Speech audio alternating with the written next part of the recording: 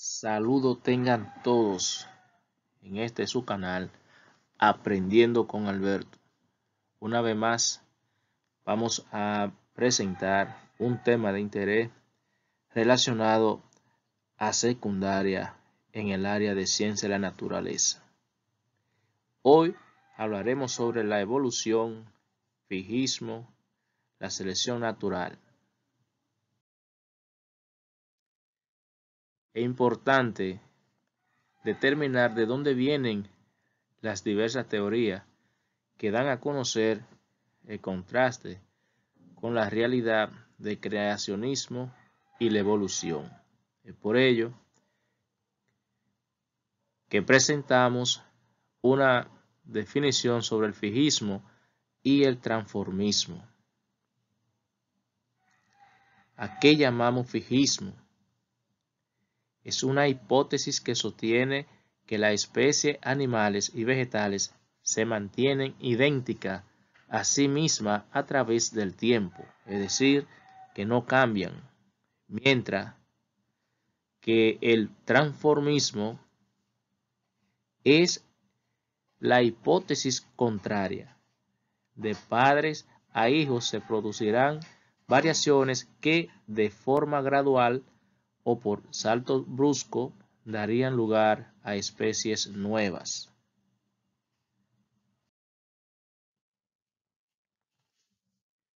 Evolución. Muchas teorías hablan sobre que nosotros tenemos procedencia del mono. A través de la historia, diversas teorías han intentado explicar cómo ocurre estos procesos evolutivos. Por eso podemos realizar un árbol filogenético de la vida que pueda arrojar algunas informaciones desde el tiempo atrás hasta el presente. Es por ello que la evolución biológica es un proceso continuo de cambio de los organismos a través de las generaciones. Algunas evidencias evolutivas podemos encontrar en estas imágenes. Corresponden a registros que permiten entender el proceso evolutivo. A esto le llamamos fósiles, que son evidencias directas que se estudian directamente a través de un fósil, un organismo que existieron en el pasado. Son evidencias indirectas, se basan en inferencias evolutivas a partir del estudio de los organismos actuales. A través de estas evidencias podemos nosotros visualizar qué figura o textura tenían de los diversos seres vivos que se quedaban empalmados en las piedras y entre otras cosas. Ahora, ¿cómo sabemos que ha ocurrido la evolución? Podemos decir que los fósiles ofrecen evidencia del cambio evolutivo al pasado con relación al tiempo. Podemos mencionar que la anatomía comparada ofrece evidencia de que la descendencia ha sufrido modificaciones. Según la ilustración que vemos aquí. Además, las etapas embrionarias de los animales sugieren la existencia de antepasados comunes. Los análisis bioquímicos y genéticos modernos ponen de manifiesto el parentesco entre diversos organismos. La biogeografía es la disciplina que estudia la distribución de seres vivos en el planeta.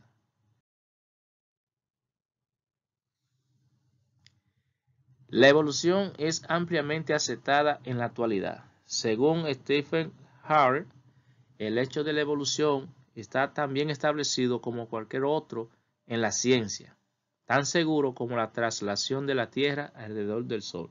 Ese es un planteamiento propio de este señor, que habla también que en la actualidad prácticamente todos los biólogos consideran la evolución como un hecho, como un todo, no la creación.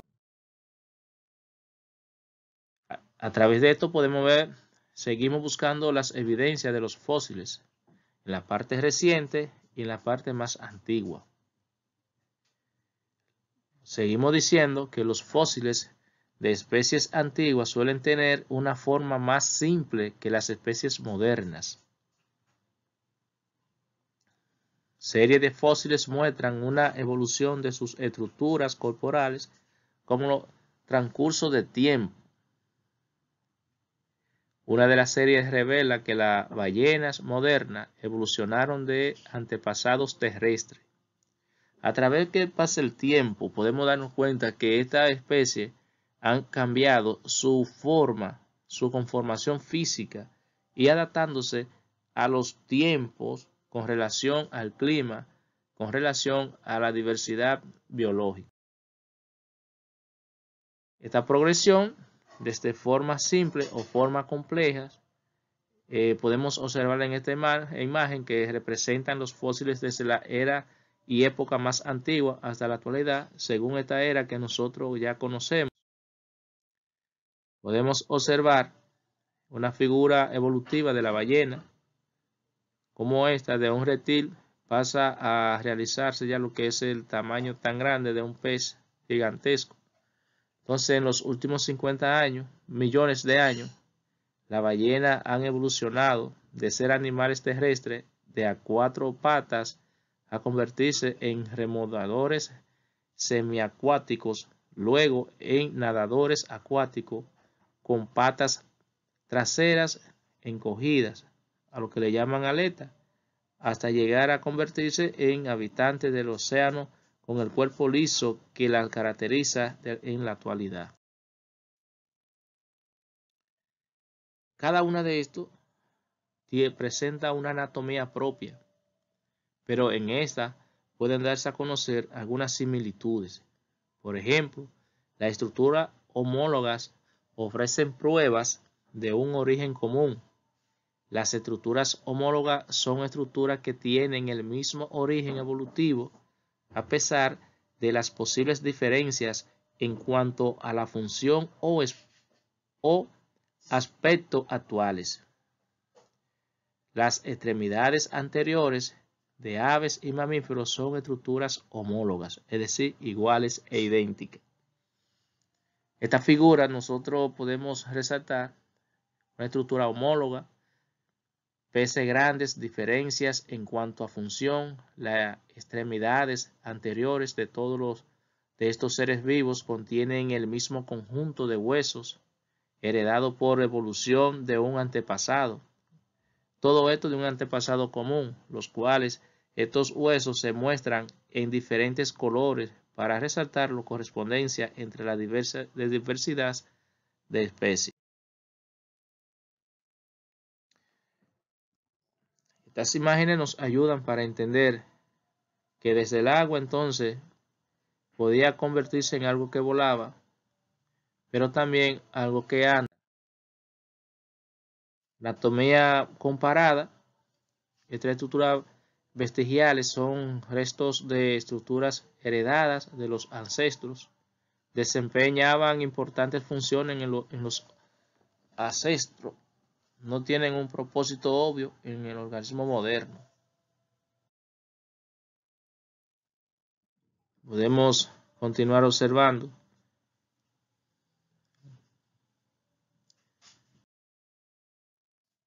La evolución convergente produce estructuras similares con apariencia, pero que difieren anatómicamente a los de los insectos.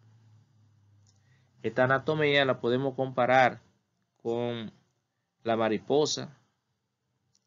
Estas estructuras análogas son estructuras de apariencia superficialmente semejante, pero diferente en sus orígenes, esos orígenes evolutivos.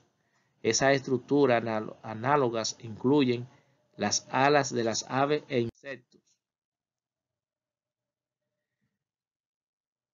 La embriología con relación a la evolución. Esta etapa embrionaria ponen al descubierto relaciones evolutivas embrionarias. Un cerdo, un ser humano, tienen similitudes anatómicas sorprendentemente similares. Si observamos nuestra imagen, podemos verla en esas tres que presentamos. Todos los embriones de vertebrados muestran un gran parecido entre sí en las primeras etapas de su desarrollo. Bioquímica y la genética según la evolución. Todos los organismos comparten procesos bioquímicos relacionados. Todas las estructuras emplean el ADN como portador de la información genética para que pueda repetirse según las generaciones.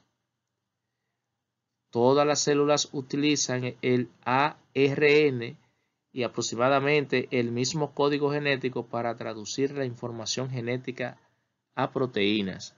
Recordamos que el ARN es un agente mensajero. Todas las células emplean aproximadamente el mismo conjunto de 20 aminoácidos para formar proteínas. Todas las células utilizan el ATP como portador de la energía celular. Biogeografía. La vida según en la diversa parte de nuestro territorio. En esta figura podemos observar algunos restos de fósiles en diversos lugares. Esta biogeografía es la disciplina que estudia la distribución de los seres vivos en el planeta, además de aplicar los procesos que permitieron esta distribución geográfica. La teoría evolutiva, herencia de caracteres adquiridos, es decir, que no nacen con ellas, sino que lo adquieren según el medio, según el ambiente. Estas teorías fueron propuestas por Lamarck y el cual planteaba que existen en los organismos un impulso interno hacia la perfección.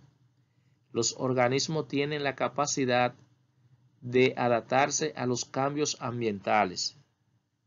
El cambio ocurre siguiendo el principio de uso y desuso de las estructuras, es decir, del órgano. Si observamos la imagen de la jirafa, estas todas tenían cuello alargado, pero se alimentaban de los arbustos que estaban altos, nunca de los del suelo, porque en ese entonces, según Lamarck, no existía alimentos para ella en la superficie, sino en la parte alta. Por esa razón es que él dice que los organismos tienen la capacidad de adaptarse a los cambios ambientales. Los cambios que ocurren durante la vida de un individuo son heredados por su descendiente. Es decir, que de esa misma manera que estos se alimentaban, su generación también seguían con la misma genética. Continuamos entonces con la evolución por la selección natural. Fue propuesta por Darwin y Wallace, y para que ocurra debe existir variabilidad en los rasgos entre los organismos de una población, diferencia en el éxito reproductivo entre los individuos de la población. Los rasgos son heredables. Si todo esto se cumple, los individuos con los rasgos más favorables irán aumentando su frecuencia en la población a través del tiempo, a través de un proceso denominado selección natural. Estos son los científicos que aportaron sobre esta teoría evolutiva.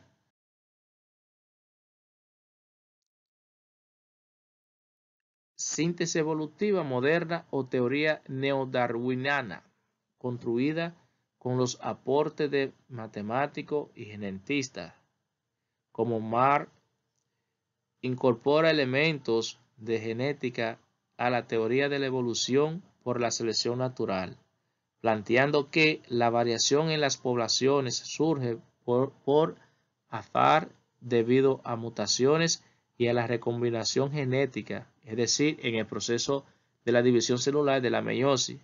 La evolución se basa en los cambios de la frecuencia de los alelos entre las generaciones. La especiación ocurre en forma gradual cuando hay aislamiento reproductivo. Si observamos nuestra imagen, en los diversos colores que presentan estos animales, pues podemos decir que estaba en lo cierto. En la parte genética, el rechazo de la teoría de los caracteres adquiridos ya no se basa en el individuo, sino en la población. Mutaciones que aportan variabilidad sobre la selección actual, y la evolución ocurre entonces de modo gradual de un proceso largo y complejo. Existen factores del proceso evolutivo a través de la selección natural, el flujo genético, las mutaciones y la deriva genética. En el proceso de selección natural, proceso que resulta en diferencias en sobrevivencia y reproducción entre individuos. El flujo genético se produce por las migraciones entre poblaciones. Las mutaciones son los cambios en el material genético, y la deriva genética son cambios aleatorios en la frecuencia de los alelos en una población. A todo esto le llamamos evolución. Proceso que lleva a diferencias en sobrevivencia, en reproducción entre los organismos, dependiendo de su fenotipo, es decir, su presencia. Puede ser selección natural, favorece al fenotipo de mayor adecuación biológica, llevando a adaptación. Selección sexual actúa sobre la capacidad de un individuo de conseguir pareja y aparearse.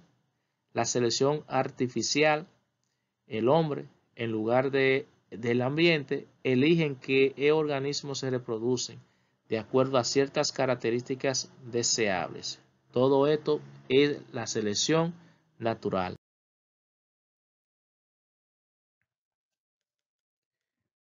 Con esta imagen podemos nosotros ver este apareamiento que de una manera u otra colaboran a este proceso evolutivo.